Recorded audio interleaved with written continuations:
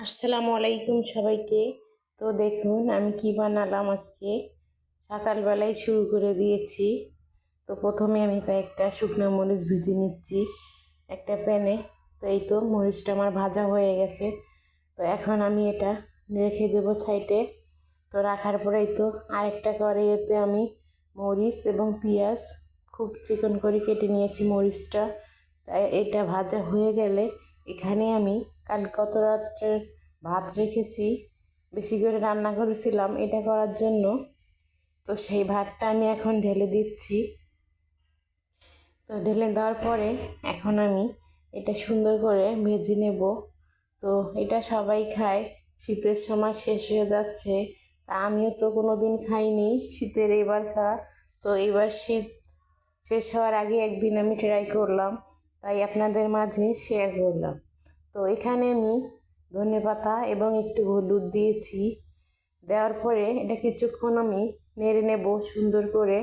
তো নিচের এই মরিচ আর পেঁয়াজ তেল সবগুলো যেন একসঙ্গে মিশে, এজন্য আমি ভালো করে নেড়ে দিচ্ছি।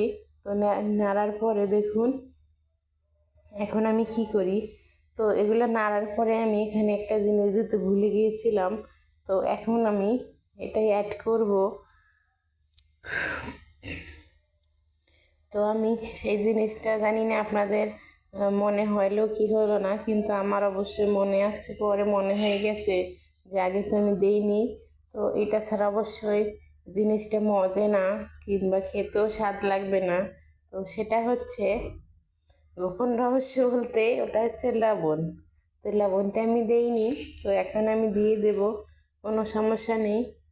এটা নামার আগেই আমার হয়তো মনে হতো। এই তো আমি সেই লবণটা এখন দিয়ে দেব। দেওয়ার পরে আবার ওটা সুন্দর করে আমি নেড়ে নেব। পুরো ভাতটা আমি ভাজবো। তো এইভাবে আমি অনেকক্ষণ এই ভাতটা আমি ভাজতেই আছি।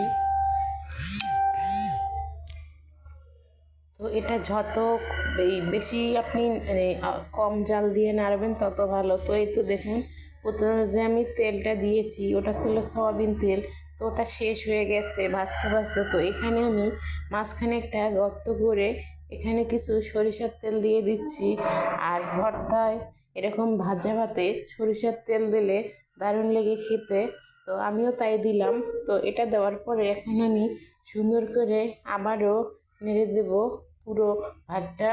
তো তেলটা যেন পুরো ভাতের সঙ্গে মিক্স হয় এজন্য। তো এই তো আমি নাড়তেই আছি, একটু স্কিপ করতেছি না, তো আপনাদের পুরোটা দেখাবো। তো এটা বানাতে তেমন কোনো কিছুই লাগে না, সামান্য কিছু উপকরণ হলেই এটা হয়ে যায়। তো আপনাদের যদি এরকম বাসি ভাত থাকে তাহলে অবশ্যই এটা এইভাবে ট্রাই করবেন। তো খেতে অবশ্যই ভালো লাগবে। তো আমিও তাই করলাম। তো এটা আমি অনেক দিন পরে করেছি। এই তো আমার ভাতটা হয়ে গেছে। তো এবার চলুন আমি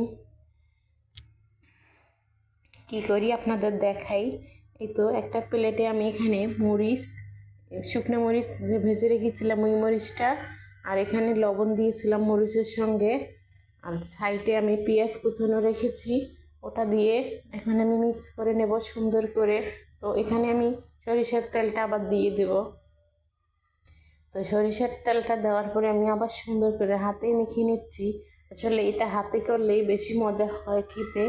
তো এখানে আমি কিছু ধনেপাতাও দিয়ে দিলাম। দিয়ে এখন আমি সুন্দর করে মেখে নিচ্ছি। নেওয়ার পরে আমি ভাত উঠে নিচ্ছি এটাতে। আজকে আমি এটা বারান্দাতে বসে বসে করতেছি। তো এখানে অনেক রোদ ছিল, তাই আমি রোদ্রে বসে এই কাজটা করলাম। তো এই তো আমি খাওয়া শেষ করলাম। করার পরে দেখুন আমি একটা ছোট্ট আমার করলার গাছ ছিল যে আপনাদেরকে আগে দেখিয়েছিলাম, তো আজকে আবার দেখাচ্ছি। তো এই করলার গাছে আমার 2টা করলা হয়েছে। তো আমার মেয়ে আমাকে ছিঁড়তে দেয়নি, বলছে যে আরও বড় হবে, তুমি ছিঁড়ো না। এই তো আরও হচ্ছে, অনেক ছোট ছোট অনেকগুলো আছে। তো দেখি কীরকম আল্লাহ করে।